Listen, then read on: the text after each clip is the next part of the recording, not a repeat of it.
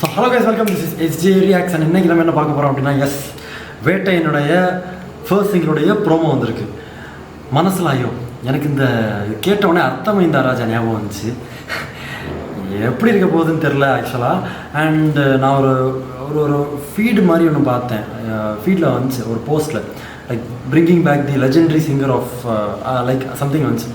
எனக்கு வந்து SPB sir தான் வந்து ஏஐயில் கொண்டு வர போகிறாங்க அப்படின்னு தோணுது. லைக் இது வந்து ஒரு கிளிம்ஸ் தான். ஸோ அது எப்படி இருக்க போகுதுன்னு தெரில. ஓகே, ஸோ யா 3, 2, 1 கோ.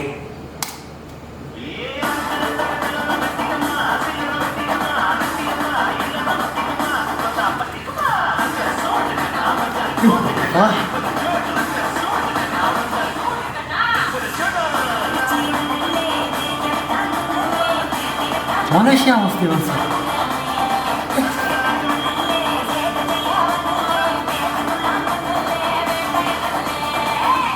பாரு,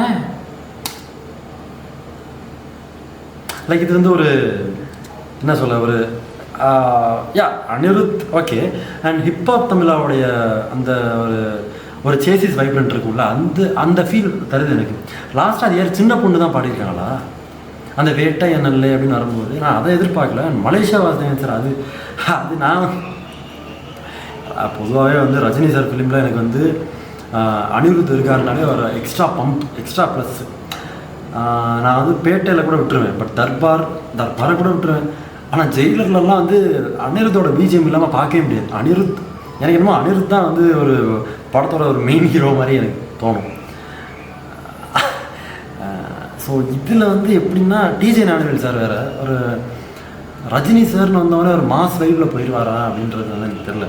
நம்ம ஜெய்பீம் பார்த்துருக்கோம், கூட்டத்தில் ஒருவன் பார்த்துருக்கோம். பட் வேட்டையன் அது எப்படி இருக்க போகுது அப்படின்னு, எந்த ஜானரில் இருக்க போகுது அப்படின்றத வந்து யூகிக்க முடியல, என்னால் அசீவ் பண்ண முடியல. அண்ட் யா சொன்ன மாதிரி ஒரு ஹிப்ஹாப் தமிழோட வைப்ரண்ட் இருக்குது. அனிருத்தோடைய ஒரு அனிருத்துக்குன்னு ஒரு சப்ஜெக்ட் இருக்கும். ஸோ யா அது என்னென்ன கிளிம்ஸ் தான் நாங்கள் பார்த்துருக்கோம்.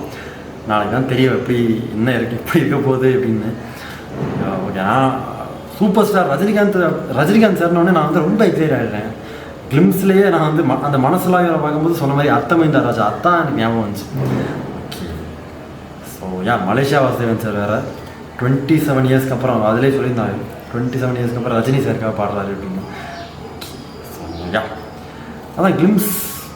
Okay, perfect. எனக்கு வந்து சாட்டிஸ்ஃபைடு, அவ்வளோதான். யா ஸோ யா லைக் பண்ணுங்கள், ஷேர் பண்ணுங்கள், கமெண்ட் பண்ணுங்கள், சப்ஸ்கிரைப் பண்ணுங்கள். So stay tuned always and stay happy always. Thank you.